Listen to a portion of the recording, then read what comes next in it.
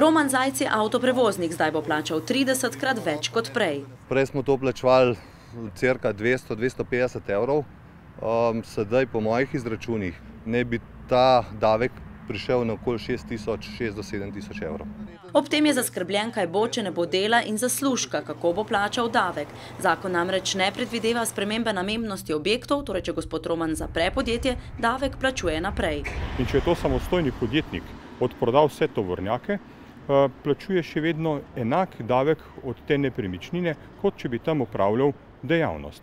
Nepremičnina je seveda po kvadraturi velika, ocenjena vrednost je velika, ne morejo pa znižati. Vkolikor bo ta dejavnost nekako laufala, da rečem, bomo to uspeli plačevati. Kakor se mi osnovna dejavnost ustavlja jaz s svojim objektom, iz to, da bom samo noter ustvaril neko dodano vrednost, ne vem, kako bom ta davek uspel plačevati. Trn v peti poleg finančnega bo za ljudi zdaj tudi objava informativnih izračunov, ki bodo ljudem na vpogled samo preko spleta. Bodo lahko zavezanci s pomočjo internetne kode vpogledali sami na spletnem mestu ali preko upravnih enot ali preko Gursa.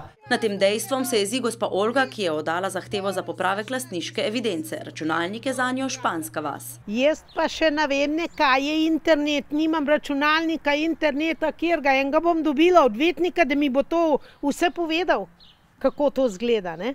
Tudi kmet Jože na svojem ranču računalnika ne pogreša, kot pravi, ima dosti drugega dela. To ne bom mogel gledati, ker sploh interneta nimam, ne? Kako sem že rekel, in ne vem, kako bomo naprej, a bo je to sinovi ali kdorkoli pol. Oba pa se ob novici o spletni objavi izračunov osuplo sprašujeta, ali ima nepremičninski davek lahko še bolj zaplete življenje.